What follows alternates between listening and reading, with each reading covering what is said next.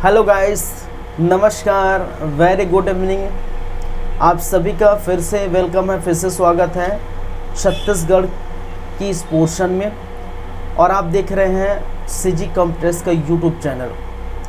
छत्तीसगढ़ सामान्य ज्ञान का ये सिलसिला जारी है और इसके अंतर्गत आज हम जिसकी चर्चा करने वाले हैं, जिसकी बातें करने वाले हैं, वो है छत्तीसगढ़ के प्रमुख व्यक्तित्व।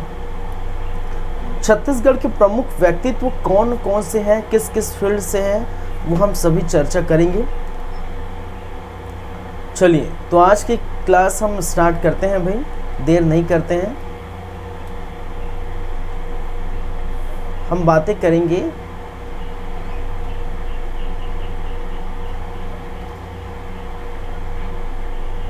छत्तीसगढ़ के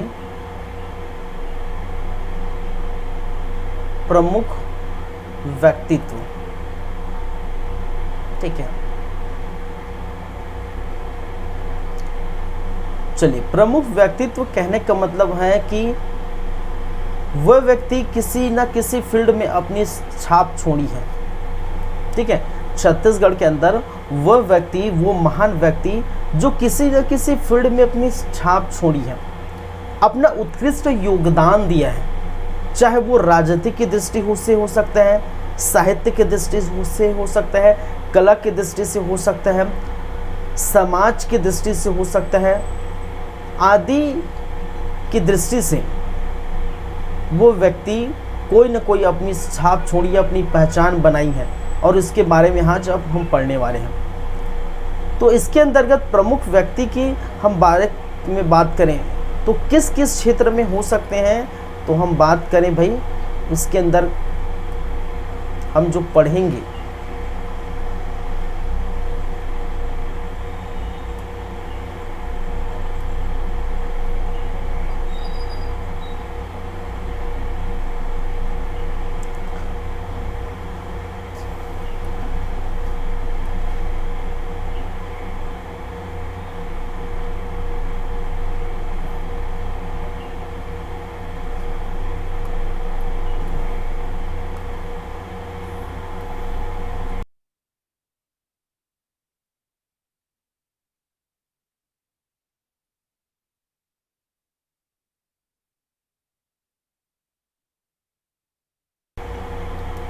चलिए, एक तो हम बातें करेंगे साहित्य के क्षेत्र में। ठीक है, या साहित्यिक क्षेत्र बोल सकते हैं।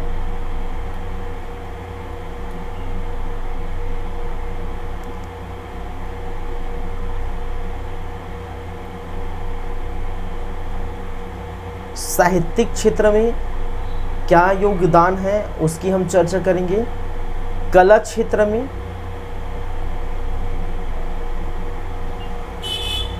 क्या योगदान दिए हैं। राजनीतिक क्षेत्र,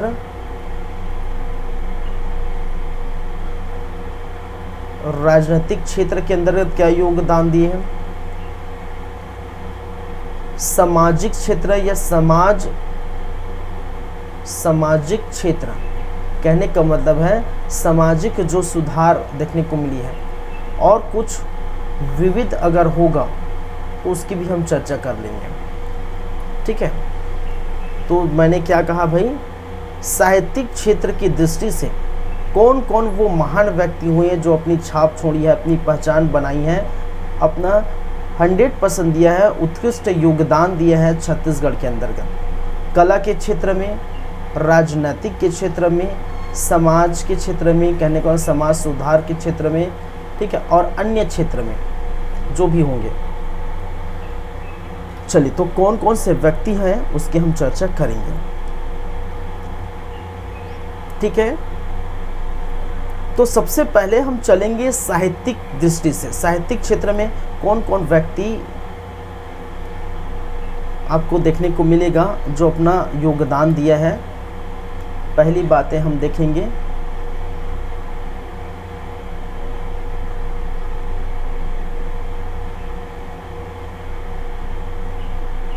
साहित्यिक क्षेत्र में।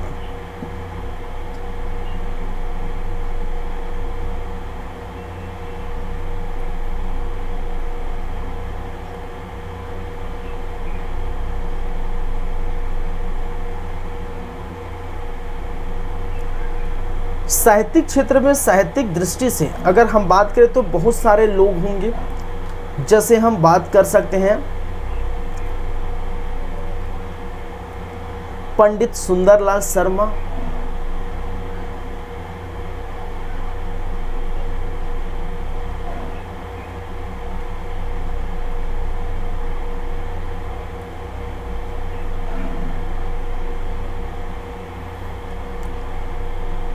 साहित्यिक क्षेत्र में अगर हम बातें करें तो सबसे पहले हम पढ़ेंगे किसके बारे में भाई, पंडित सुंदरलाल शर्मा। चलिए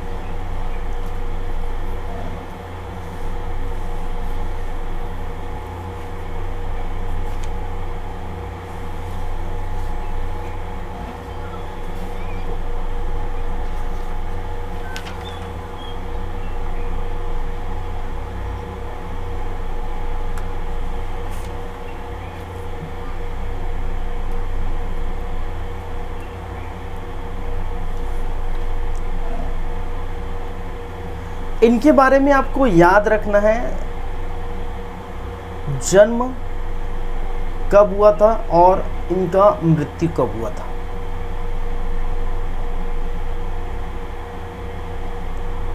तो 21 दिसंबर 21 दिसंबर सन 1881 में इनका जन्म हुआ था। मृत्यु 28 दिसंबर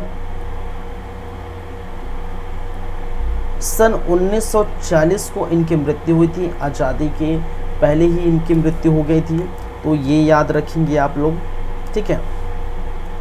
चलिए जन्म स्थान की हम चर्चा कर लेते हैं। कई बार ये क्वेश्चन पूछा जाता है CGPSC, CG व्यापम में, ये वनडे एग्जाम में, साहित्यिक दृष्टि से चाहे वो राजनीतिक दृष्टि से, कोई भी दृष्टि से होगा, प्रमुख व्यक्तित्व से एक नए क्वेश्चन आपसे पूछे जाते हैं, तो ये याद रखिए, ठीक है। जन्म स्थान याद रखिए चमसूर,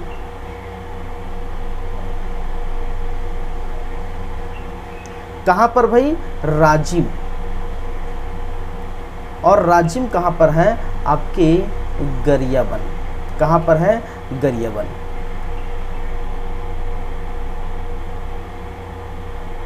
ठीक है, चमसूर, राजिम, गरियाबंद में क्या हुआ था, इनका जन्म हुआ था, पंडित सुंदरलाल शर्मा का। चलिए साथ ही साथ बात कर लेते हैं इनके माता और पिता की।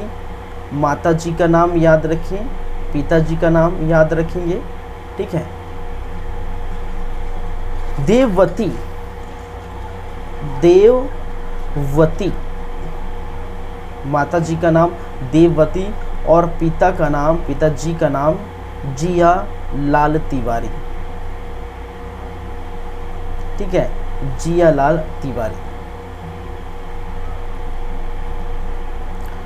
चलिए इसको याद रखिए, पंडित सुंदरलाल शर्मा को छत्तीसगढ़ की गांधी के रूप में देखने को मिलता है, इसको संज्ञा दी जाती है, ठीक है, इसको संज्ञा दी जाती है। इसके बारे में, इसको छत्तीसगढ़ का गांधी कहा गया है, छत्तीसगढ़ का गांधी, छत्तीसगढ़ की गांधी।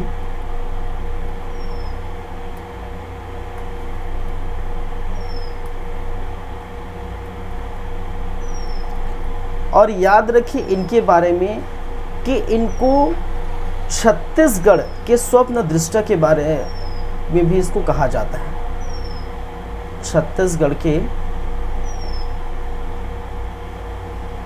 स्वप्न दृष्टा, ठीक है, कि छत्तीसगढ़ को, छत्तीसगढ़ बनाने में, छत्तीसगढ़ को छत्तीसगढ़ बनाने में इनका बहुत बड़ा हाथ है, ठीक है। इन्होंने कहा था, सबसे पहले स्वप्न देखे थे, सपना देखे थे कि भी छत्तीसगढ़ कोई जो है एक नया राज्य होगा, और उस दृष्टि से इनको छत्तीसगढ़ के स्वप्न दृष्टा के को कहा गया है, ठीक है, पंडित सुंदरलाल शर्मा को। तो ये चाहे अभी आप आने वाले जो छात्रावास अधीक्षक है उसके लिए भी ये पढ़ सकते हैं, ठीक है। CG व्यापम जो भी एग्ज़ाम है, पटवारी है, आदि एग्ज़ामों में। और देखिए छात्रावास अधीक्षक में ये डायरेक्टली मेंशन किया गया हो, ठीक है, तो उसी के आधार पर हम ये बात कर रहे हैं। छात्रावास अधीक्षक में डायरेक्टली कहा गया है कि छत्तीसगढ़ के प्रमुख व्यक्तित्व के बारे में आपको पढ़ना है, और यहाँ से कोई भी कहीं से भी क्वेश्चन आ सकते हैं, चाहे उनके जन्म स्थान से क्वेश्चन आ सकता है, चाहे उनके जन्म के समय का, ठीक है, चाहे उनकी कोई भी कविता होगी या कोई भी रचना होगी उनके संबंध में। अगर कोई राजनीतिक व्यक्तित्व है तो राजनीति की दृष्टि से क्या कार्य किए उनके संबंध में क्वेश्चन आ सकता है। तो कई प्रकार के क्वेश्चन आपसे यहाँ पूछे जाते हैं, तो वो याद रखेंगे। चलिए,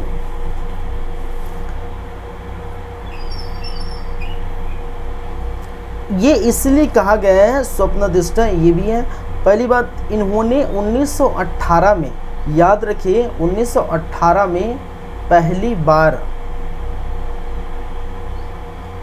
बार छत्तीसगढ़, पहली बार क्या है, छत्तीसगढ़ का पांडुलिपि नक्शा तैयार किया गया था, ठीक है, पांडुलिपि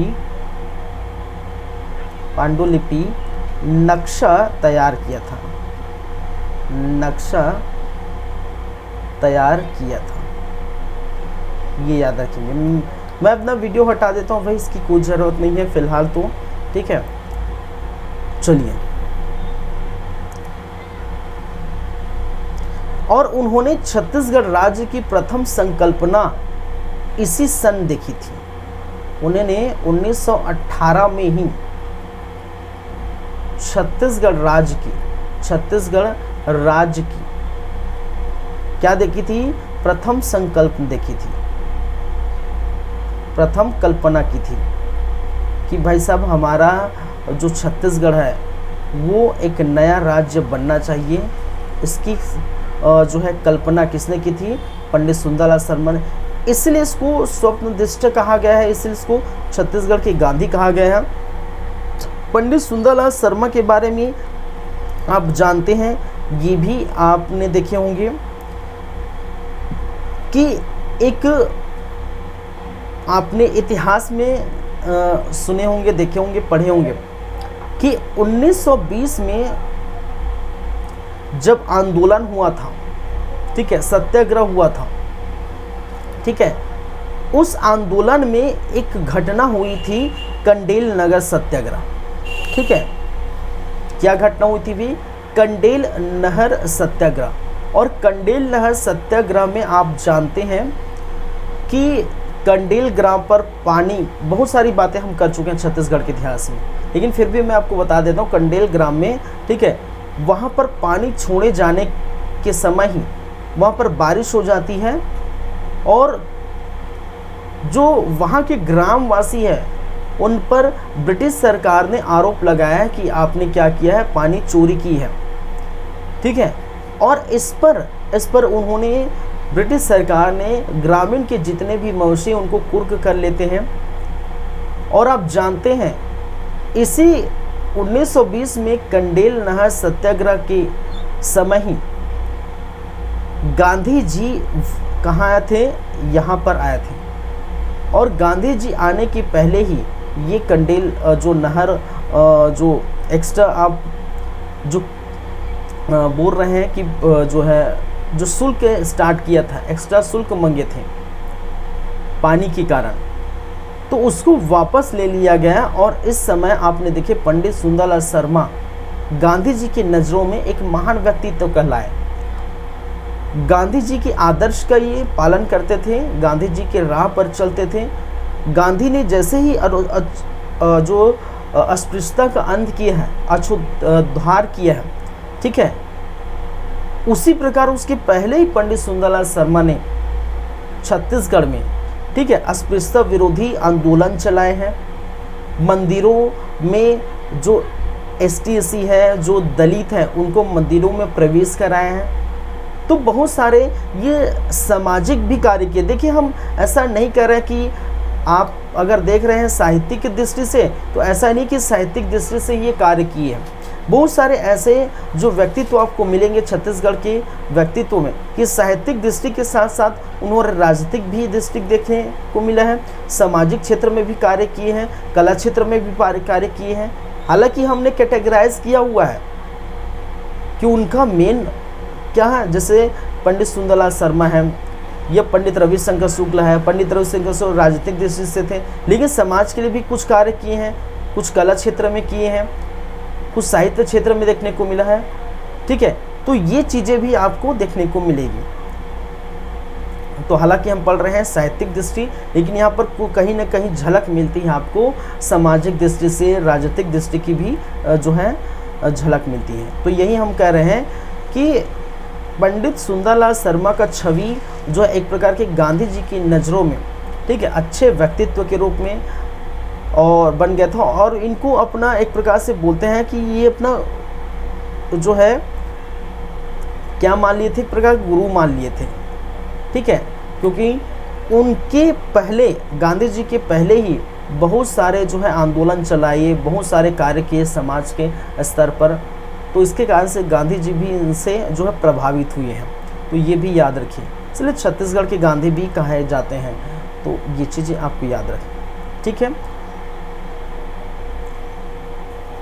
तो वही चीज़ें आगे आएंगी, वही चीज़ें आगे बात करेंगे।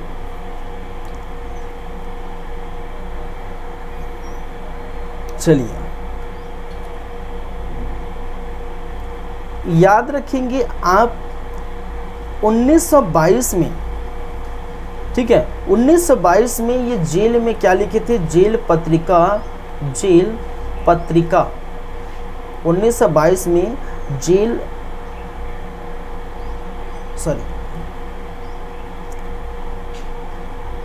पत्रिका, इसको कृष्ण जन्मस्थली पत्रिका कह सकते हैं। ठीक है, जेल में क्या लिखे, कृष्ण जन्मस्थली, श्री कृष्ण जन्मस्थली पत्रिका, किसमें, जेल में। जेल में रहकर उन्होंने 1922 में श्री कृष्ण जन्मस्थली पत्रिका लिखी। ठीक है, कुछ मासिक पत्रिका भी लिखी इन्होंने। चलिए,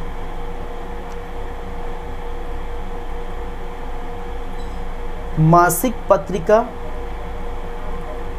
जैसे कि दुलरवा लिखी, दुलरवा छत्तीसगढ़ी भाषा में, याद रखें, छत्तीसगढ़ी भाषा में इन्होंने क्या लिखे भाई साहब, दुलरवा पत्रिका लिखे। ये आप याद रखेंगे।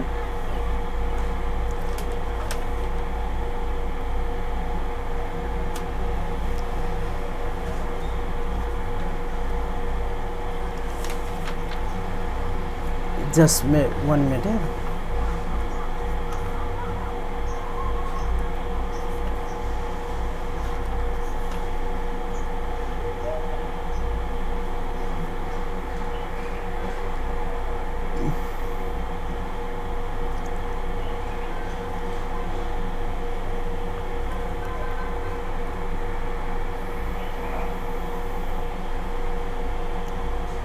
इनके संबंध में और बहुत सारी बातें हैं,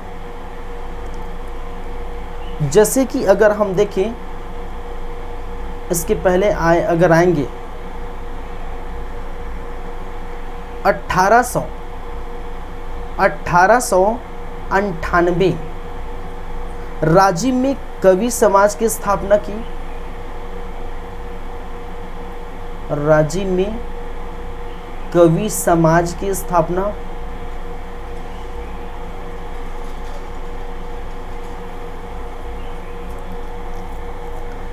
1906 में याद रखिएगा समित्र मंडल की स्थापना की है। 1906 में समित्र मंडल की स्थापना की है।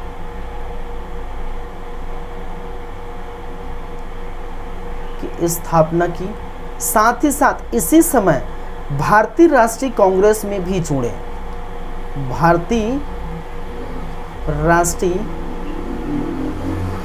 कांग्रेस में भी जुड़े, में भी क्या हुए, शामिल हुए। क्या हुए भाई, शामिल हुए। भारतीय राष्ट्रीय कांग्रेस में भी शामिल हुए, ये भी याद रखिए।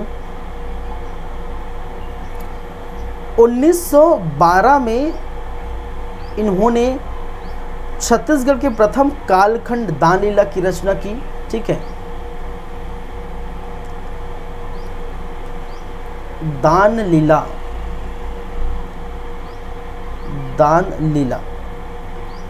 की रचना।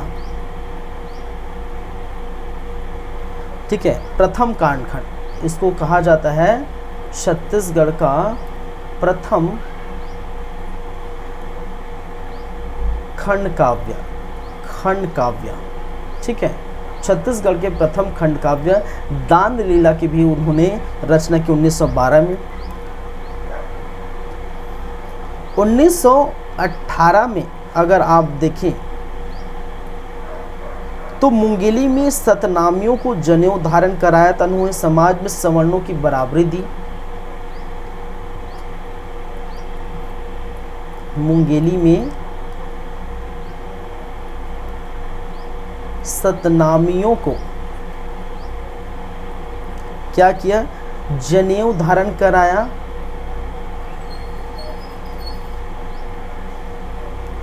एवं सवर्णों के समकक्ष बराबरी दी। एवं सवर्णों के बराबरी दर्जा दिया, ये याद रखेंगे।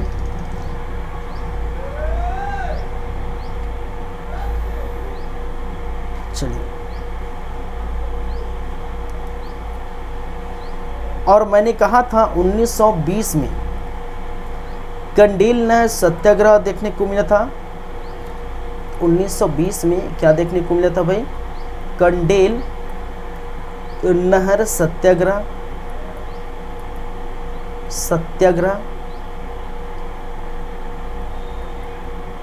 और इन्हीं के प्रयासों से, जैसे कि मैंने कहा, इन्हीं के प्रयासों से छत्तीसगढ़ में आए थे गांधी जी। इन्हीं के प्रयासों से कंडेल नगर सत्याग्रह के बारे में मैंने बताया था, पानी वगैरह के बारे में, खेत में छोड़ दिया जाता है, उनकी जो मौसी को पूर्ण कर दी जाती है।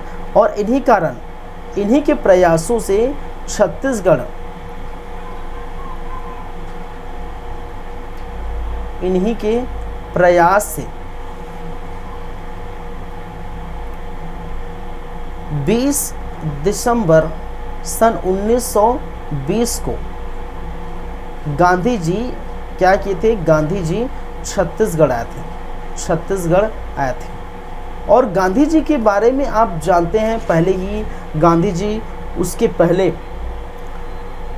चाहे 1917 में आप देखे होंगे चंपारण सत्याग्रह, 18 में आपको मिल मजदूर आंदोलन हो गए, अहमदाबाद मिल मजदूर आंदोलन हो गए, खेड़ा सत्याग्रह हो गया। ठीक है, फिर ये सारे सत्याग्रह उन्होंने कर चुके थे और ये सभी सत्याग्रह सफल हो गए थे। और जिनसे प्रभावित सभी था, छत्तीसगढ़ के सभी जितने भी लोग थे, जितने भी व्यक्तित्व थे, वो सभी उनसे प्रभावित थे।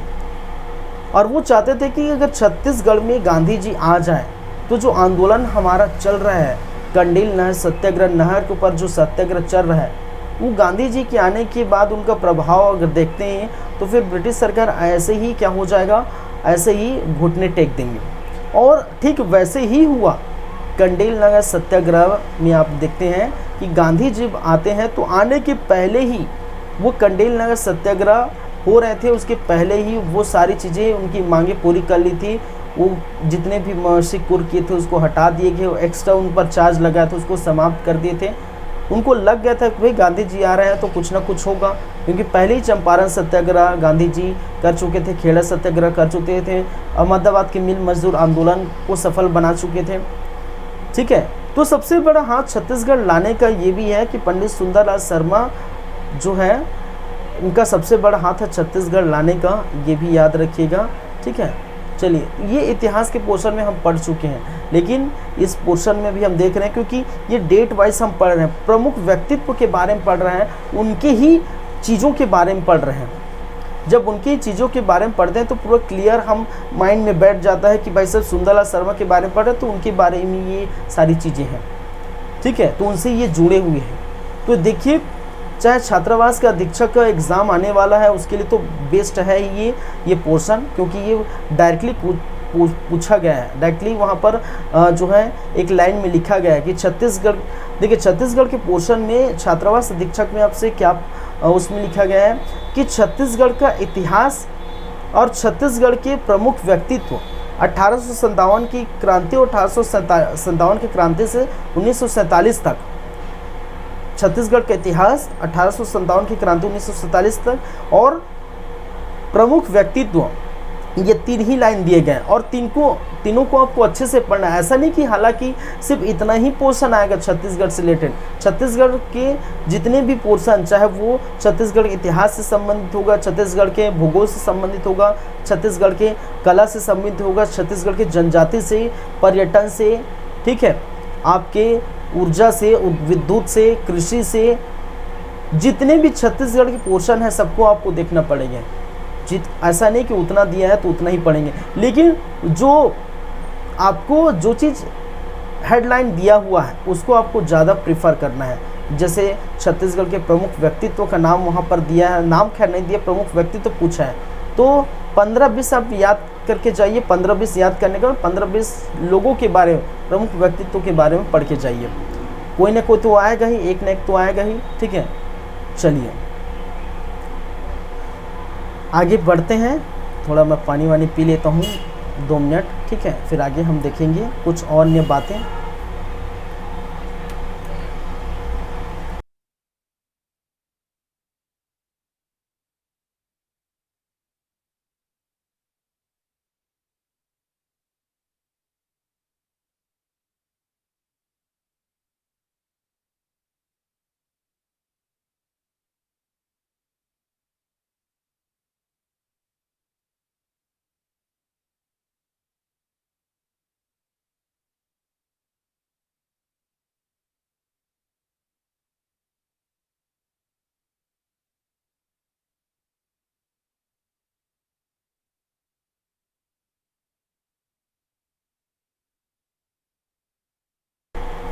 चलिए आगे चलते हैं, इसके संदर्भ में और बहुत सारी बातें हैं जो हम करेंगे।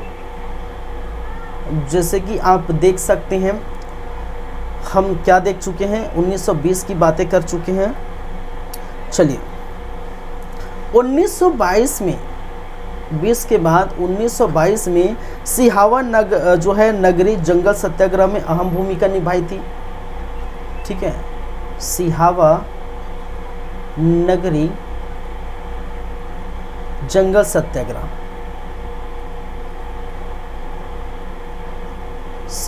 में क्या किया था, अहम भूमिका, ये याद रखेंगे। 1924 में, 1922 में ही हम देख लेते हैं, हम देख चुके हैं खैर, लेकिन कृष्ण जन्मस्थली पत्रिका लिखी थी, ये आप याद रखिए, ये बार बार दोबारा लिखा रहा हूँ मैं, खैर ठीक है। कृष्ण जन्मस्थली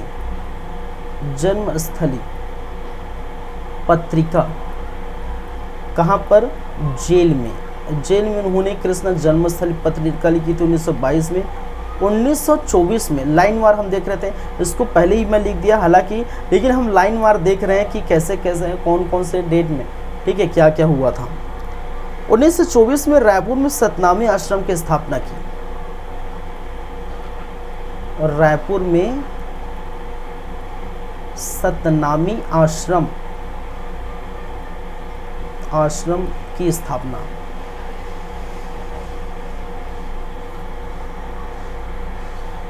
1925 में राजिम के जो राजीव लोचन मंदिर है वहां पर हरिजनों को प्रवेश कराया गया था।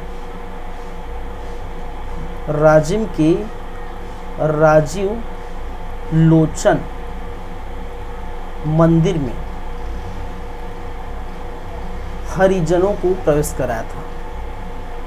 हरिजनों को क्या किया था? प्रवेश कराया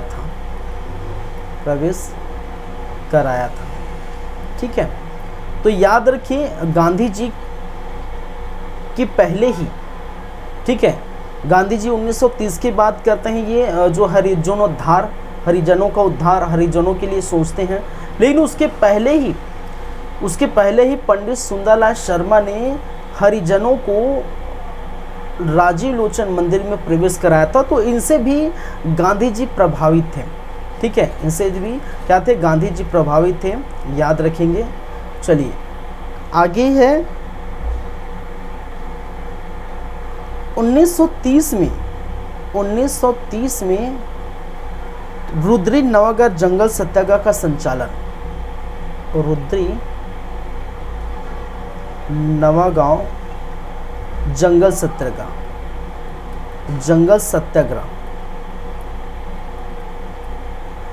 का संचालन। ठीक है, चलिए 1930 के दौरान छत्तीसगढ़ के विभिन्न स्थानों पर जंगल सत्याग्रह हुए थे। ठीक है, चाहे बोड़ी सिपत कहें, चाहे रुद्री कहें। ठीक है, विभिन्न स्थानों पर क्या हुआ था? जंगल सत्याग्रह हुआ था। तो रुद्री में जो जंगल सत्याग्रह हुआ था 1930 के दौरान, तो उनका संचालन करने वाले कौन है? पंडित सुंदरलाल शर्मा, यहाँ पर आप देख सकते हैं। ठीक है, चलिए आगे हम बात करते हैं और कुछ।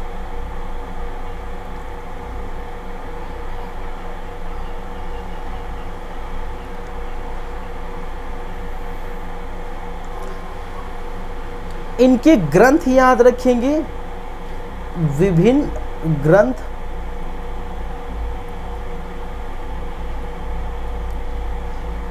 सतनामी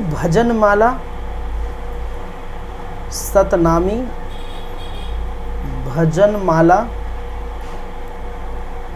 प्रहलाद चरित्र,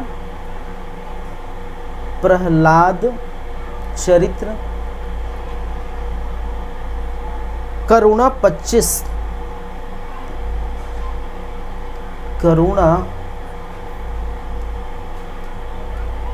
मैंने क्या कहा?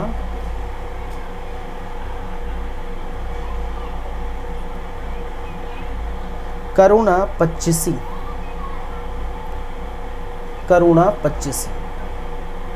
ठीक है, तो ये थी इनके बारे में पूरा ब्यौरा, आप देख सकते हैं। तो लगभग 4 से 3 पेज में, ठीक है, ये 3 पेज में ये पूरा ब्यौरा है। इसको आपको 1, 2, 3, 4, 5 जितने बार पढ़ना है पढ़िए, क्योंकि यहाँ से क्वेश्चन पूछे जाते हैं। ये तो अभी पहला है, शुरुआत है, ये पहले ही हम बातें कर रहे हैं। ठीक है, पंडित सुंदरलाल शर्मा की, चाहे उनको राजनीतिक क्षेत्र में बोल सकते हैं, ये सामाजिक कार्यकर्ता थे, समाज सेवक थे, स्वतंत्रता संग्राम सेनानी थी, कवि थे। ठीक, आदि क्षेत्रों में अपना जो है बोल सकते हैं योगदान दिए थे। तो हम साहित्यिक क्षेत्र ही नहीं बोल सकते, हम कोई भी क्षेत्र है इसको हम बोल सकते हैं। ठीक है, तो बहुत सारे ऐसे लोग हैं जो ऐसे क्षेत्र में, तो इसको लिखना ठीक नहीं होगा क्योंकि पर्टिकुलर इसी क्षेत्र से नहीं है। ठीक है, और बहुत सारे लोग भी आएंगे तो उसके बारे में भी हम पढ़ेंगे। खैर, तो एक एक करके हम देखते हैं, चाहे कोई भी क्षेत्र है उस समय मैं बता दूंगा कि किस किस क्षेत्र से जुड़े हैं। ठीक है, हम रैंडमली हम देखेंगे कोई भी व्यक्तित्व के बारे में, उस समय ये बता दूंगा कि ये किस क्षेत्र से जुड़े हैं। जैसे कि पंडित सुंदरलाल शर्मा साहित्यिक क्षेत्र से भी जुड़े थे, राजनीतिक क्षेत्र से भी जुड़े थे, सामाजिक क्षेत्र से भी जुड़े थे। ठीक है, स्वतंत्रता सेनानी भी थे। तो इस प्रकार से बहुत सारे जो क्षेत्रों से जुड़े थे, तो पर्टिकुलर हम एक क्षेत्र को हम यहाँ पर इंडिकेट नहीं कर रहे हैं। चलिए, तो ये हो गया पहली बातें पंडित सुंदरलाल शर्मा की। अब बातें करेंगे अन्य, जैसे पंडित रविशंकर शुक्ल।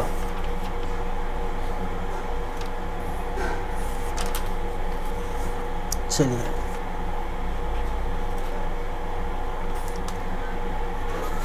पंडित रविशंकर शुक्ल और राजनीतिक दृष्टि से खासकर आपको देखने को मिलेगा, ठीक है, राजनीतिक व्यक्तित्व है।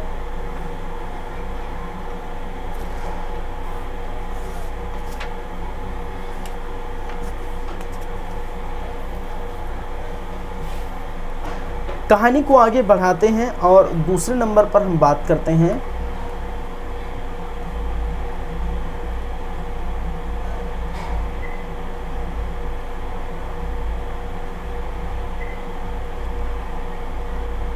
रविशंकर, पंडित रविशंकर शुक्ल।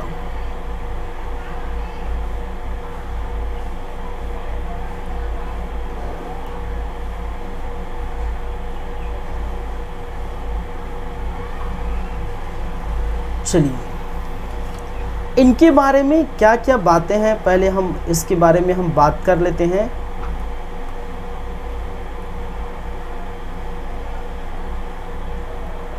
जैसे कि जन्म इनका कहाँ हुआ था भाई का, कब हुआ था वो याद रखिए, तो 2 अगस्त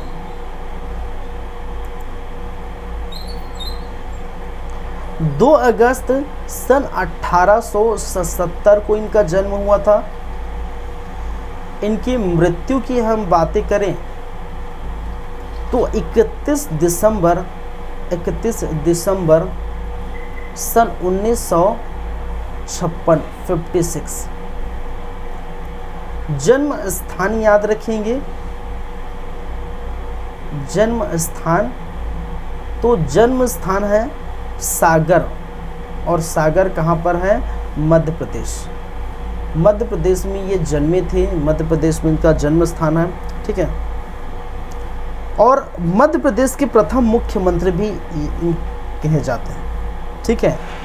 मध्य प्रदेश के प्रथम मुख्यमंत्री के रूप में इनको देखा जाता है।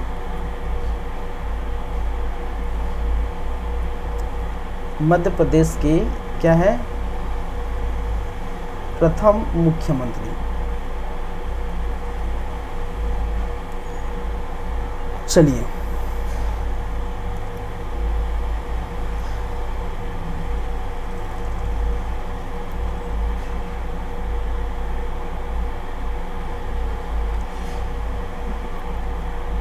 छत्तीसगढ़ में औद्योगिक क्रांति के जन्मदाता कहे गए थे। औद्योगिक क्रांति के जन्मदाता। चलिए कुछ डिफरेंट डेट्स पर हम चलते हैं। जैसे 1912 में इन्होंने कान्य कुंज सभा की स्थापना की थी। कान्य कुंज सभा 1900 स्थापना की थी 1912 में। महाकौशल साप्ताहिक समाचार पत्र 1936 में लाए थे। 1936 में उन्होंने महाकौशल साप्ताहिक समाचार पत्र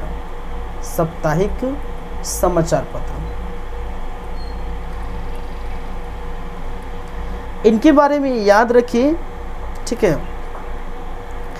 राजनीतिक क्षेत्र के प्रमुख व्यक्तित्व हैं। राजनैतिक क्षेत्र की व्यक्तित्व।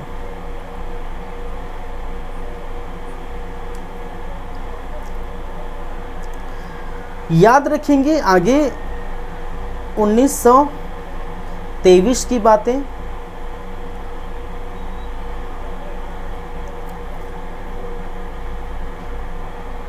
रायपुर में झंडा सत्याग्रह का जो है नेतृत्व किया था, सॉरी नागपुर में, रायपुर बोलता हूँ, रायपुर में उस समय तो प्रेजेंट नहीं थे, ठीक है। 1923 में नागपुर में झंडा सत्याग्रह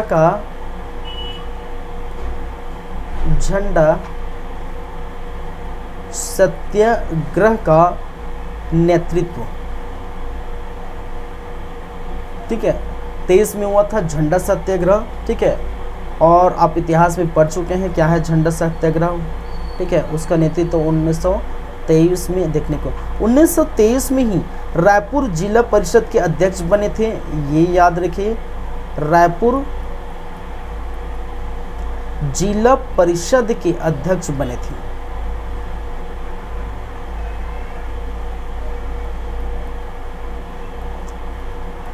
परिषद के क्या बने थे भाई?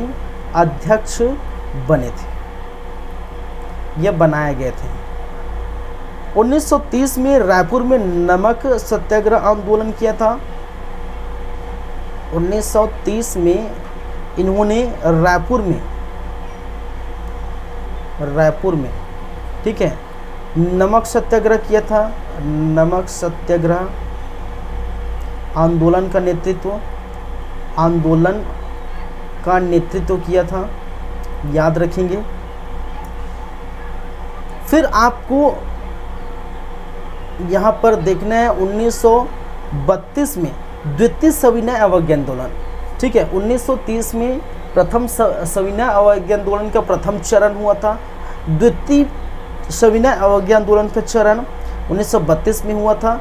तो द्वितीय सविनय अवज्ञा आंदोलन के समय प्रथम डिटेक्टर बने थे, ठीक है।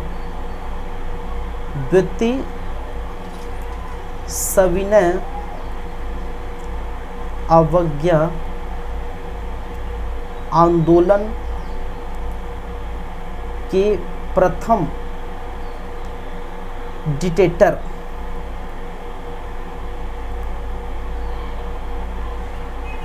ठीक है। कहने का मतलब है सभी बागडोर किनके हाथों में थी, ठीक है। जो डिटेक्टर बन रहे थे, डिटेक्टर कहने का मतलब है कि बागडोर उनके हाथों में होना, ठीक है। आप जानते हैं 8-9 डिटेक्टर बने थे छत्तीसगढ़ में, प्रथम ये बने थे। छत्तीसगढ़ में कुल टोटल 8 से 9 डिटेक्टर बने थे। तो उनको पूरी बागडोर दी जाती थी कि भाई साहब आप ऐसे ऐसे करिए, ठीक है, ठीक है। तो उनके हाथों में बागडोर सौंप दी जाती है। तो द्वितीय सविनय अवज्ञा आंदोलन के द्वारा प्रथम डिटेक्टर बने। जब इनको गिरफ्तार किया तो फिर दूसरे को गिरफ्तार किया, तीसरा, तो सबका ब्रिटिश सरकार द्वारा धीरे धीरे दमन करते गए, ठीक है, सविनय अवज्ञा आंदोलन के दौरान, ठीक है। तो ये याद रखेंगे। चलिए आगे बढ़ते हैं। 1937 में आपको याद रखना है यहाँ पर कि खरे के मंत्रिमंडल में शिक्षा मंत्री रहे। 1937 में क्या बने? शिक्षा मंत्री बने, शिक्षा मंत्री बने। 1940 में व्यक्तिगत सत्याग्रह में भाग लिया और प्रथम व्यक्तिगत छत्तीसगढ़ के प्रथम व्यक्तिगत सत्याग्रह कहलाए। 1940 में गांधी जी ने व्यक्तिगत सत्याग्रह के बारे में कहा था कि जिनको मैं, ठीक है, कहूँगा वही क्या करेगा, अपने अपने स्थानों में सत्याग्रह करेगा, जिसको हम कहते हैं व्यक्तिगत सत्याग्रह। तो छत्तीसगढ़ के प्रथम व्यक्तिगत सत्याग्रही, प्रथम व्यक्तिगत सत्याग्रही। और आप जानते हैं छत्तीसगढ़ में जो रायपुर है, उन्होंने रायपुर में प्रथम व्यक्तिगत सत्याग्रह स्टार्ट किया था, ठीक है। 1946 में उन्होंने जो है, याद रखिए, 1946 में मुख्यमंत्री बने, ठीक है।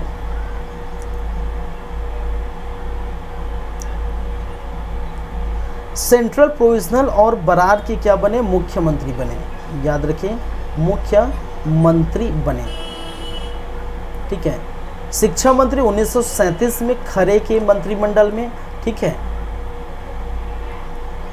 खरे के मंत्रिमंडल में इन्होंने, इनको क्या मिला था? शिक्षा मंत्री मिला था भाई, ठीक है। और central provisional CP, central provisional plus Berar, इनके क्या बने? मुख्यमंत्री बने। तो उस समय हमारा तो मध्य प्रांत था, ठीक है, सेंट्रल प्रोविजनल, तो उस छत्तीसगढ़ अलग नहीं हुआ था उस समय, आप देखेंगे तो उस समय की बात है। चलिए 1946 के बाद 1956 में नवगठित मध्य प्रदेश के प्रथम मुख्यमंत्री, नवगठित क्योंकि नया गठन हो चुका था मध्य प्रदेश का 1956 में, ठीक है। 1956 में, ठीक है, नवगठित मध्य प्रदेश के क्या बने भाई, प्रथम मुख्यमंत्री बने, प्रथम मुख्यमंत्री बने, ये याद रखेंगे, ठीक है।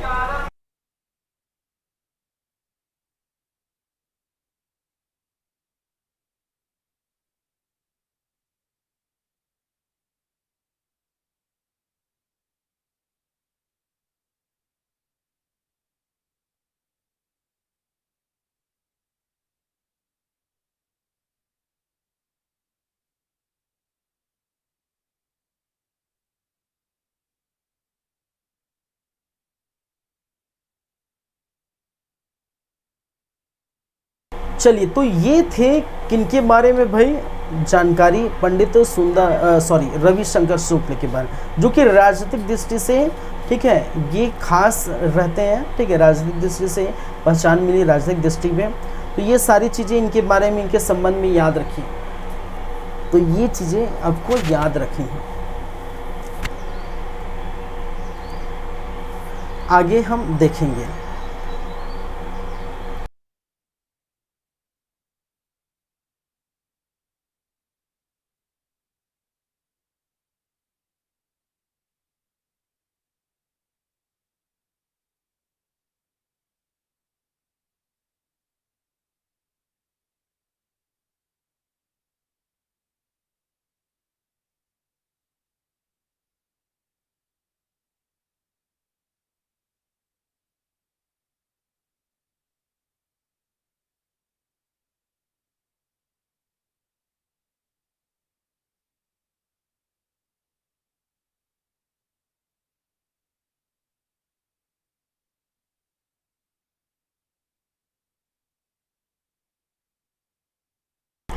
नेक्स्ट हम बातें करेंगे तीसरे नंबर पर,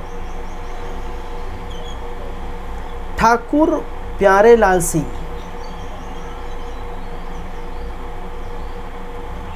ठाकुर प्यारेलाल सिंह,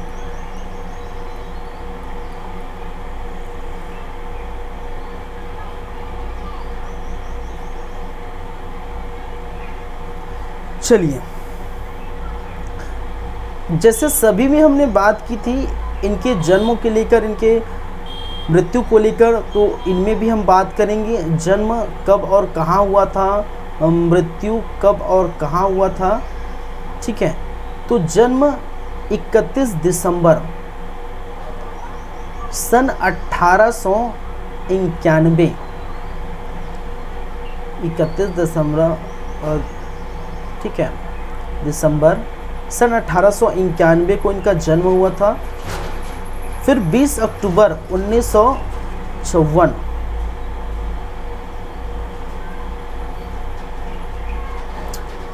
20 अक्टूबर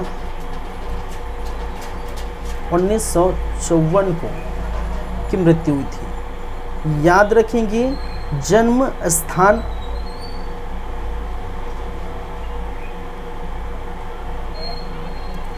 कहाँ हुआ था भाई, ग्राम कहाँ पर, दैहान,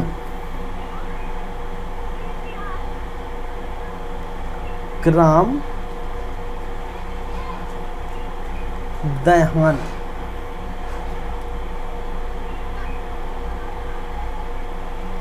ये कहाँ है, आपकी राजनांदगांव। स्पेशली आप जो है उस जिले का नाम याद रखिए, कई बार ये क्वेश्चन पूछ दिया जाता है और कई बार ऐसे क्वेश्चन पूछे गए हैं, ठीक है। चलिए,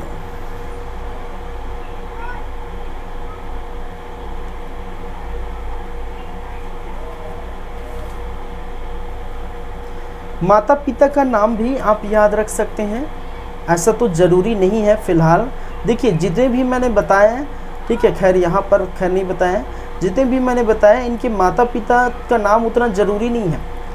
ज़रूरी क्या है, आपके जन्म और मृत्यु का स्थान जो है, डेट भी उतना ज़रूरी नहीं है, जन्म कब हुआ, कभी पूछ दिया जाएगा तो अलग है। इनके जन्म स्थान मायने रखता है, और ये सारी चीज़ें जो ये डेट्स वाइज जो आपको याद रखनी है, ठीक है। स्थान नाम याद रखिए, कहाँ से बिलोंग करता है वो याद रखिए। किस क्षेत्र से जुड़े थे, क्या वो राजनीतिक क्षेत्र से जुड़े थे, साहित्यिक क्षेत्र से, कला क्षेत्र से जुड़े थे, ठीक है। किस क्षेत्र से जुड़े थे, समाज क्षेत्र से जुड़े थे, वो आपको याद रखना है। आप कितने का जन्म याद रख सकते हैं, नहीं रख सकते ना, ठीक है, क्योंकि इतने 15-20 आपको पढ़ना है, लगभग 20 तो पढ़नी है आपको, ठीक है। प्रमुख व्यक्तित्व में 20 व्यक्तित्व के बारे में पढ़नी है, और 20 व्यक्तित्व 20 के 20 आप जन्म आप डेट वाइज याद रखेंगे तो मुश्किल नहीं है, ठीक है। सॉरी, कहने का वाला मुश्किल है, क्या है, मुश्किल है, तो वो याद नहीं रख सकते। तो इससे आप याद रखिए उनकी किस से बिलोंग, कहाँ से बिलोंग करते हैं। जैसे अभी जिस मैंने बताया ठाकुर प्यारेलाल सिंह राजनांदगांव से बिलोंग करते हैं, लेकिन उनके ग्राम का नाम याद रखिए। कभी कभी ये ग्राम का नाम पूछ दिया, राजनांदगांव ना देकर उनके जो स्थान है उसको पूछ दिया जाता है। जैसे पंडित सुंदरलाल शर्मा के बारे में मैं बताया, चमसूर से वो आते हैं, ठीक है, चमसूर में उनका जन्म हुआ था। अभी चमसूर कहाँ है आप ढूंढते रह जाएंगे, तो राजिम में है, गरियाबंद है। अगर राजिम दिया रहेगा, गरियाबंद रहेगा तो कोई दिक्कत नहीं, लेकिन वहीं पर उसके अलावा ऑप्शन चमसूर दिया रहेगा तो फिर दिक्कत हो जाएगी। तो वो याद रखें, चमसूर याद रखें, राजिम याद रखें, गरियाबंद याद रखें, ठीक है, पंडित सुंदरलाल शर्मा के बारे में। तो ऐसी चीज़ें आपको याद रखनी है, यहीं से क्वेश्चन पूछे जाते हैं। और यही छोटी छोटी चीज़ें, ठीक है, आप नेगलेक्ट कर देते हैं, और यही छोटी छोटी चीज़ें एग्ज़ाम में आपको पूछ लिए जाते हैं। फिर हम कहते हैं कि ये आसान था, इसको पढ़ के नहीं गए, इसको रिवीजन नहीं किए, ठीक है। और ख़ासकर ऐसी ही वन लाइनर आपको छात्रावास अधीक्षक में देखने को मिलेगा, वन लाइनर फैक्ट, ठीक है। छत्तीसगढ़ के व्यक्तित्व डायरेक्टली उसमें कहा गया, मैं बार बार बोल रहा हूँ, ठीक है। तो छात्रावास अधीक्षक में वन लाइनर आपसे पूछा जाएगा कि निम्नलिखित जो फलाना है, जो भी है, उनका जन्म स्थान है, आपके 4 ऑप्शन प्रेजेंट रहेंगे, ठीक है। या उनकी कार्य से संबंधित बातें किस क्षेत्र से, निम्नलिखित में से पंडित सुंदरलाल शर्मा या रविशंकर शुक्ल या डॉक्टर जो है ठाकुर प्यारेलाल सिंह किस क्षेत्र से जो ताल्लुक़ रखते हैं, राजनीतिक क्षेत्र से, सामाजिक क्षेत्र से, साहित्यिक क्षेत्र से, या इनमें से कोई नहीं, इनमें से सभी, इनमें से दोनों, या जो भी है ऑप्शन आपके पास अवेलेबल रहेंगे। तो ऐसे ऐसे क्वेश्चन पूछे जाते हैं, पूछे गए हैं, ठीक है। तो आपको ध्यान रखना है सारी बातें।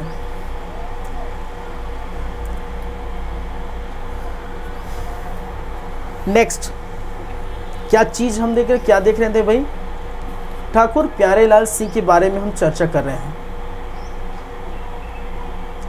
जन्म स्थान याद रखिए, आपको जन्म मृत्यु याद रखने की जरूरत कतई नहीं है, मैं बार बार बोल रहा हूँ, कितना याद करेंगे। चलिए, माता पिता का नाम भी याद करना जरूरी नहीं है, लेकिन है तो लिख देते हैं। माता जी कौन थे और पिताजी कौन थे, ठीक है, ये सारे कोई मतलब नहीं रखते। नर्मदा देवी, दीनदयाल सिंह, दीनदयाल सिंह, नर्मदा देवी और दीनदयाल सिंह। जन्म स्थान हम देख चुके हैं। चलिए आगे हम बातें करते हैं।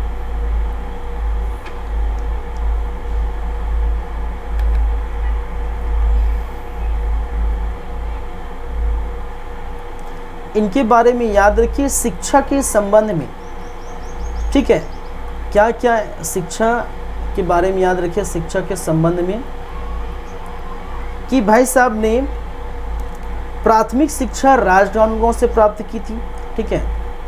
जो प्राथमिक शिक्षा है, प्राथमिक शिक्षा वो कहाँ से प्राप्त की थी, राजनांदगांव से, राजनांदगांव से। माध्यमिक शिक्षा, माध्यमिक शिक्षा रायपुर से। बीए की पढ़ाई उन्होंने की, बीए की, ठीक है, बैचलर ऑफ आर्ट्स की पढ़ाई की थी भाई, याद रखिए, बैचलर ऑफ आर्ट्स बीए, और बीए इन्होंने किया था कहाँ से, नागपुर से। तो शिक्षा के संदर्भ में इनके बारे में याद रखिए। प्राथमिक शिक्षा राजनांदगांव से, माध्यमिक शिक्षा रायपुर से, बीए की पढ़ाई क्या की थी, नागपुर से।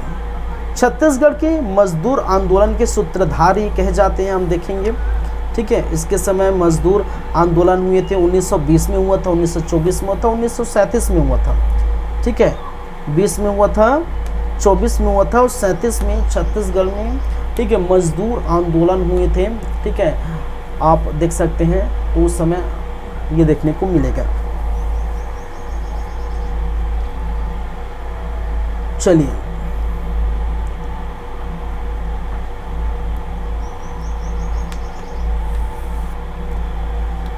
इनको सहकारिता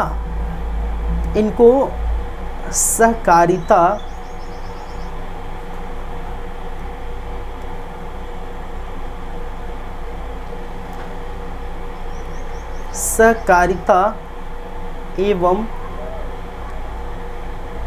मजदूर आंदोलन का जन्मदाता कहा जाता है।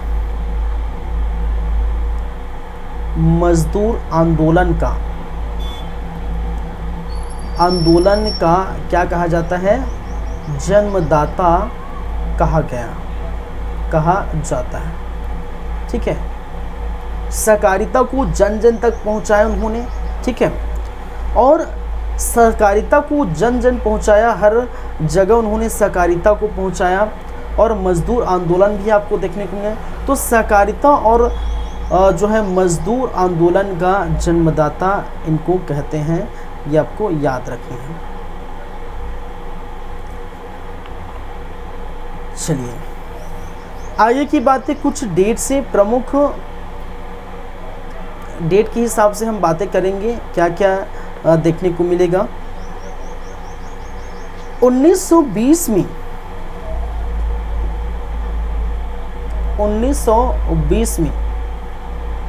बीएनसी मिल हड़ताल का नेतृत्व इन्होंने किया था। बीएनसी मिल, ठीक है, बीएनसी मिल हड़ताल का नेतृत्व, ठीक है, जो कि लगभग 36 डेज चला था, ठीक है। याद रखिए, बीएनसी मिल के बारे में आप जानते होंगे, ये राजनांदगांव में मिल है, अपितु ये तो छत्तीसगढ़ का प्रथम मिल है। याद रखेंगे, ये छत्तीसगढ़ का क्या था भाई, प्रथम मिल। कहने का मतलब प्रथम फैक्ट्री लगाई गई थी बीएनसी मिल। पहले इसको सीपी मिल कहा जाता है, पहले इसको क्या कहा जाता था, सीपी मिल कहा जाता था। लेकिन ये कोलकाता के हाथों में चला गया, कोलकाता को बेच दिया गया उस कंपनी को, और बाद में इन्होंने सीपी मिल का नाम कर दिया गया बीएनसी मिल, बंगाल नागपुर कॉटन मिल कहा जाता है। और इसी बंगाल नागपुर कॉटन मिल, ठीक है, इसकी स्थापना 1892 में हुई थी और 97 में ये जो है इनका नाम बीएनसी मिल रख दिया गया था, ठीक है। ये आप चीज़ें याद रखेंगे। 1892 में बीएनसी मिल की स्थापना की गई थी और 1897 में इसको सीपी मिल से बीएनसी मिल कर दिया गया। 1920 में इसी बीएनसी मिल में, जो राजनांदगांव में है, इसी बीएनसी मिल में क्या देखने को मिला था, आंदोलन देखने को मिले थे। मिल मजदूर आंदोलन, हड़ताल देखने को मिला था, ठीक है। बीएनसी मिल में हड़ताल देखने को मिला था। ये हालांकि 1920 के साथ साथ ये हड़ताल किस किस डेट में भी हुआ था, 1920 में भी हुआ था, 1924 में हुआ था। 3 हड़ताल हुए थे। 1920 में तो हुआ ही था, 1924 में भी हुआ था, 1937 में भी हुआ था, 1937 में। और तीनों जो डेट्स में जो नेतृत्व करता वो कौन थे भाई, ठाकुर प्यारेलाल सिंह। तीनों डेट को याद रखेंगे, ठीक है। 1920, 24, 37 तीनों जगह ये क्या हुआ था, याद रखेंगे। चलिए, 1920 में क्या चीज़ देखने को मिली थी छत्तीसगढ़ में। अब ये देख, छत्तीसगढ़ में छात्र सम्मेलन की अध्यक्षता इनको सौंपी गई थी, छत्तीसगढ़ में छात्र सम्मेलन की अध्यक्षता, ठीक है, छत्तीसगढ़ में छात्र सम्मेलन की अध्यक्षता 1923 में क्या देखने को मिला था? नागपुर में सत्याग्रह आंदोलन चलाया गया था। नागपुर में क्या किया था? सत्याग्रह आंदोलन चलाए गए थे, तो उनमें भी इन्होंने जो है अपना 100% दिया था। चलो बात करते हैं 1930 में इन्होंने पट्टा मत लो तथा लगान मत दो आंदोलन चलाया था। पट्टा मत लो लगान मत दो आंदोलन चलाया था।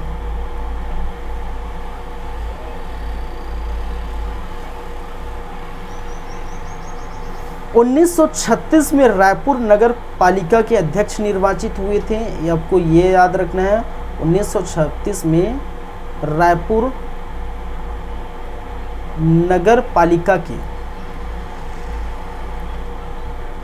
ठीक है, अध्यक्ष निर्वाचित हुए थे। अध्यक्ष निर्वाचित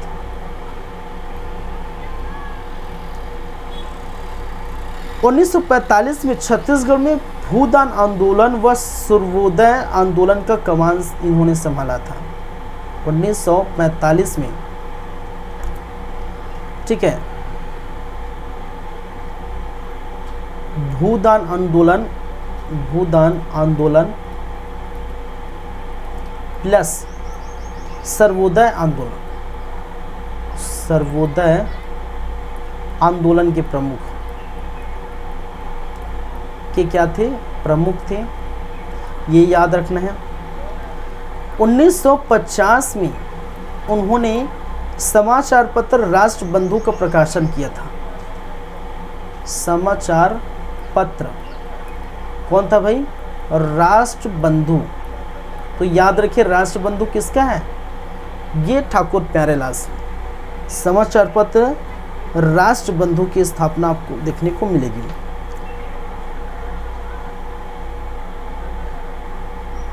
चलिए, तो इतनी सारी बातें हैं, इतनी सारी जानकारी है किसके संदर्भ में भाई? ठाकुर प्यारेलाल सिंह के संदर्भ में, ठीक है। चलिए 2 मिनट का ब्रेक है और 2 मिनट के ब्रेक के बाद हम आगे बढ़ेंगे, कहानी को आगे बढ़ाएंगे। लेकिन 2 मिनट का ब्रेक हम लेना चाहते हैं भाई, बहुत टाइम हो गया लगातार मैं बोल रहा हूँ, तो 2 मिनट का ब्रेक लेते हैं फिर आगे बढ़ते हैं, ठीक है। चलिए।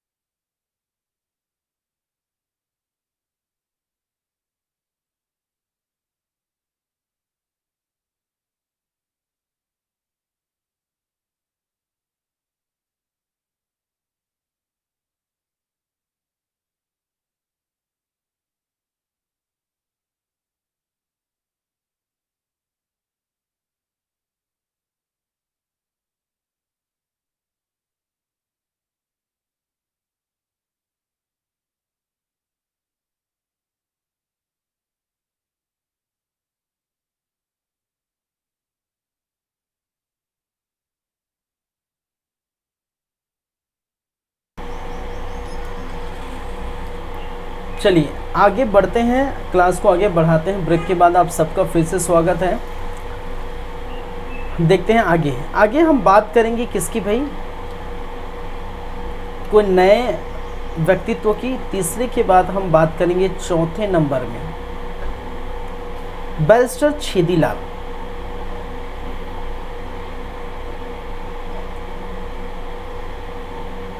बैरिस्टर छेदीलाल,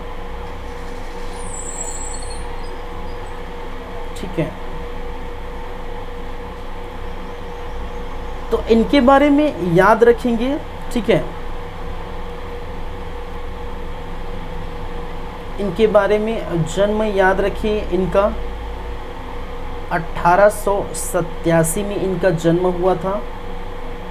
इनकी मृत्यु कब हुई थी भाई, तो वो याद रखना है 1956। हालांकि मैं बोल रहा हूँ याद रखना नहीं है ज़्यादातर, ठीक है। आपको याद रखना है जन्म स्थान, मेन आपको याद रखना है जन्म स्थान। जन्म स्थान कहाँ पर, अक्कलतरा।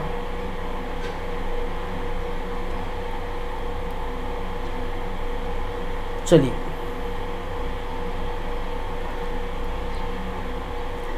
इनको छत्तीसगढ़ के प्रथम बैरिस्टर कहे जाते हैं, याद रखेंगे।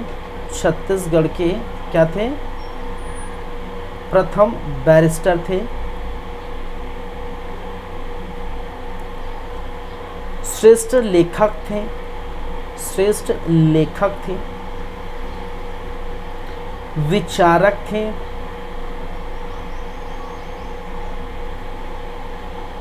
एवं जन चेतना की प्रेरणा थे। जन चेतना, लोगों में चेतना जागृत करने का कार्य करते थे। जन चेतना के क्या थे, प्रणेता थे, ठीक है। चलिए इनके बारे में याद रखिए। शिक्षा के बारे में, इनकी शिक्षा कहाँ कहाँ कब हुई थी, तो जैसे कि यहाँ का प्राथमिक शिक्षा इनको मिला था अक्कलतरा से ये लिए थे। माध्यमिक शिक्षा याद रखेंगे, ये बिलासपुर। उच्च शिक्षा रायपुर से, उच्च शिक्षा कहाँ से भाई, रायपुर से। तो ये शिक्षा से संबंधित याद रखेंगे, ठीक है। देखिए बात करेंगे, इन्होंने शिक्षा के क्षेत्रों में, ठीक है, अर्थशास्त्र, राजनीतिक शास्त्र एवं इतिहास में बीए की उपाधि, चलिए बीए इन्होंने किए, ठीक है। इनका विषय जो था अर्थशास्त्र, राजनीतिक शास्त्र, इतिहास, साथ ही साथ एमए, एलएलबी और बार एट लॉ की उपाधि ये धारण की, ठीक है। इन्होंने एमए, एलएलबी एवं बार एट लॉ की उपाधि,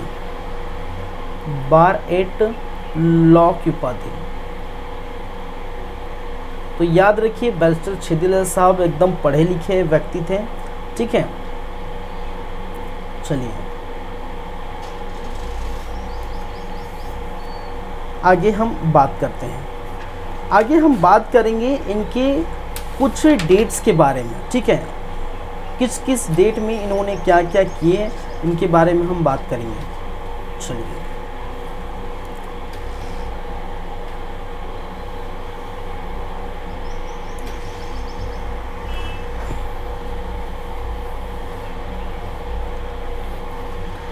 याद रखेंगे 1915 में, आगे डेट है 1915।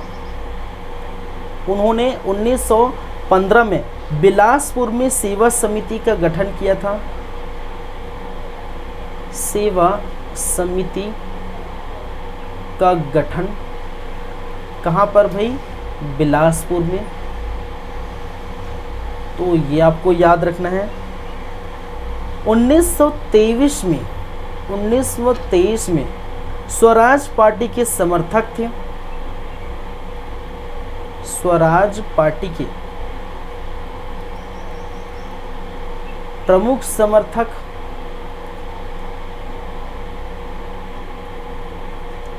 याद रखेंगे। 1946 में संविधान निर्माण सभा के बिलासपुर में सदस्य चुने गए। ठीक है, संविधान निर्मात्री सभा के सदस्य चुने गए। सभा के क्या चुने गए? सदस्य निर्वाचित। इनके बारे में याद रखेंगे। चलिए, इनके बारे में याद रखिए कि इनकी गिरफ्तारी हुई थी, कई बार गिरफ्तार हुए थे। गिरफ्तारी कई बार ये गिरफ्तार हुए थे। पहली बार आपको देखने को मिलेगा 1932 में गिरफ्तार हुए थे। ठीक है, मैंने क्या कहा? ये कई बार इनकी गिरफ्तारी हुई थी आंदोलन के चलते, पिकेटिंग के आरोप में। ठीक है, पिकेटिंग के आरोप में का आरोप लगा था, इसके कारण इनको गिरफ्तारी हुई थी। गिरफ्तारी हुई थी 1940-41 में। व्यक्तिगत सत्याग्रह। ठीक है, व्यक्तिगत सत्याग्रही ग्रह के आरोप लगाए गए थे। फिर गिरफ्तारी हुई थी 1942 में भारत छोड़ो आंदोलन के समय। भारत छोड़ो आंदोलन के समय इनकी गिरफ्तारी हुई थी, तो ये याद रखेंगे। चलिए, इन्होंने कर्मवीर जो पत्रिका है, और वो कर्मवीर पत्रिका माखनलाल चतुर्वेदी का है। ठीक है, तो माखनलाल चतुर्वेदी की पत्रिका कर्मवीर का संपादन किया था। तो याद रखिए, माखनलाल चतुर्वेदी। ठीक है, माखनलाल चतुर्वेदी की पत्रिका जिसका नाम था कर्मवीर पत्रिका। कर्मवीर पत्रिका का क्या किया था भाई? संपादन किया था। क्या किया था? कर्मवीर पत्रिका का क्या किया था? संपादन किया था। ये चीज़ आप याद रखेंगे। चलिए,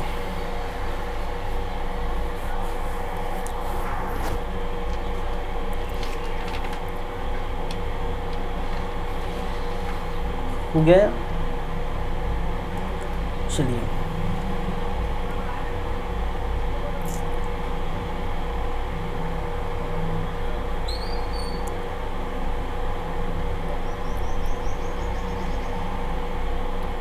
चौथा, पांचवा हम बात कर लेंगे कोई और। ठीक है, और पांचवें नंबर पर हम जो देखने वाले हैं वो हम देख लेते हैं वामन राव लाखे। ठीक है,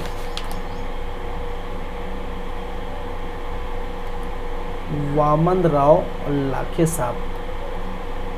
चलिए,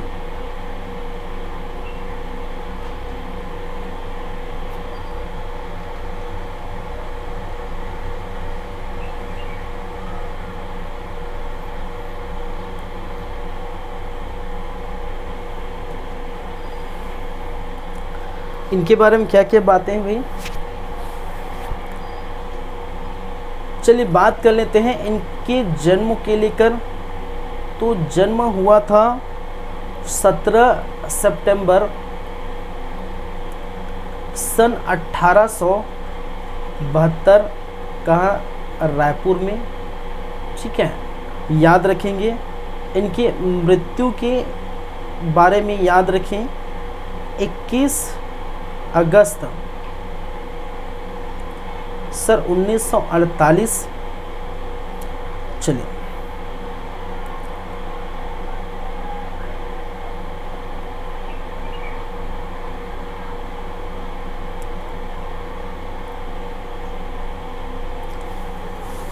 क्या क्या बातें हैं ये याद रखेंगे।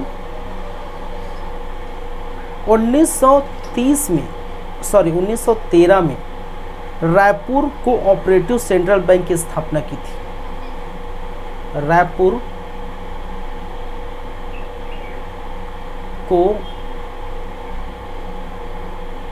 कोऑपरेटिव बैंक की क्या की गई थी, वे स्थापना की थी इन्होंने। 1916 को राय बहादुर की उपाधि मिली थी। राय बहादुर की उपाधि इनको दी गई थी। लोकप्रिय की उपाधि दी गई थी। ठीक है,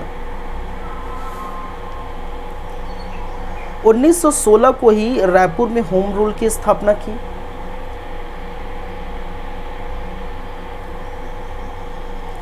उन्नीस सौ 16 में ही होम रूल लीग की स्थापना। तो रायपुर में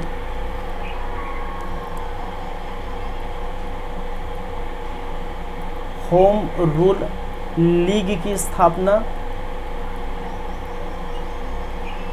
देखने को मिला था। ठीक है, चलिए 1920 में इनको राय साहब की उपाधि इन्होंने त्याग दी थी। ठीक है, ये भी याद रखिए। 1920 में जो राय साहब है, ठीक है, राय साहब की उपाधि त्याग दी थी। ठीक है, राय साहब की उपाधि त्याग दी। ठीक है, 1920 में असहयोग आंदोलन हुआ था और असहयोग आंदोलन के द्वारा राय साहब की उपाधि उन्होंने त्यागी और राय साहब की उपाधि त्याग दी और लोगों द्वारा, जनता द्वारा क्या दिया गया है, लोकप्रिय की उपाधि दिया गया है। लोकप्रिय की उपाधि दिया गया है, ये याद रखें। किसकी उपाधि भी, लोकप्रिय। तो लोकप्रिय वामनराव लाखे कहा जाता है इनको। चलिए, साथ ही साथ कुछ और डेट आपको याद रखनी है। 1921 रायपुर में विशाल खादी प्रदर्शन योगदान। रायपुर में विशाल खादी प्रदर्शन में योगदान इन्होंने दिए थे, अपना हाथ बटाए थे, ये याद रखेंगे इनके संबंध में। चलिए, इनके संबंध में आपको और याद रखना है। 1922 में रायपुर जिला कांग्रेस कमेटी के अध्यक्ष बनाए गए थे। रायपुर जिला कांग्रेस कमेटी के अध्यक्ष क्या बनाए गए थे, अध्यक्ष बनाए गए थे, अध्यक्षता चुने गया था। 1930 की बातें आपको याद रखनी है। सविनय अवज्ञा आंदोलन में रायपुर के 5 पांडवों में से एक थे। ठीक है, सविनय अवज्ञा आंदोलन। ठीक है, अवज्ञा आंदोलन में, ठीक है, रायपुर के 5 पांडव में से एक थे।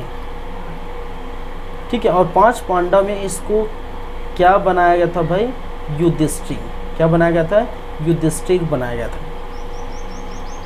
आपको याद रखना है 1945 में बलौदा बाजार में किसान कोऑपरेटिव राइस मिल की स्थापना की थी। ठीक है,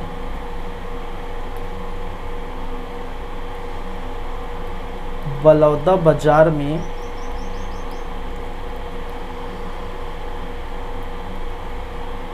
किसान कोऑपरेटिव राइस मिल की स्थापना, राइस मिल की स्थापना इन्होंने की थी, ये याद रखना है। 1947 में इनके बारे में याद रखें, जब देश आज़ाद हुआ था। ठीक है, 1947 में रायपुर में ध्वजारोहण किया था, ये याद रखेंगे। ठीक है, तो इस प्रकार इनकी क्या बातें हैं, ये सारी बातें हैं जो आपको याद रखनी है। ठीक है, चलिए, तो प्रमुख व्यक्तित्व के संबंध में हम बातें कर रहे हैं और अभी तक फिलहाल हमने जो देखे वो एक तो पंडित सुंदरलाल शर्मा, दूसरा हमने देखे पंडित रविशंकर शुक्ल, तीसरा हमने देखे ठाकुर प्यारेलाल सिंह, चौथा हमने देखे बैरिस्टर छेतीलाल और पांचवा जस्ट हमने देखे वो अमरलाल की। तो अभी तक फिलहाल हम कितना ही देख पाए हैं? 5 ही देख पाए हैं। और हमारा जो क्लास का अंतिम पड़ाव है, फिलहाल अभी समय हो चुका है, तो इसको आज की क्लास को यहीं पर रखते हैं। 5 हो चुके हैं। नेक्स्ट जो भी है अभी 15 से 20 हमें पढ़नी है, कम से कम 20 व्यक्तित्व के बारे में पढ़नी है। ठीक है, 5 हम देख चुके हैं, 5-8 नेक्स्ट क्लास में, वही 5-8 आपके जो है नेक्स्ट क्लास में। तो लगभग 3 क्लास मैं लूँगा और 3 क्लास में आपके ये हो जाएंगे। तो आज इसका फर्स्ट क्लास था छत्तीसगढ़ सामान्य अध्ययन के संदर्भ में छत्तीसगढ़ के प्रमुख व्यक्तित्व का फर्स्ट क्लास था। तो आज ये हो जाता है आपका 5 व्यक्तित्व के बारे में। चलिए, तो क्लास को हम यहीं पर रखते हैं, यहीं पर समाप्त करते हैं। मिलते हैं नेक्स्ट टाइम, तब आगे की चर्चा होगी, आगे की बातें होंगी। धन्यवाद गाइस, धन्यवाद क्लास। चलते हैं, नेक्स्ट टाइम आपसे मुलाकात होगी।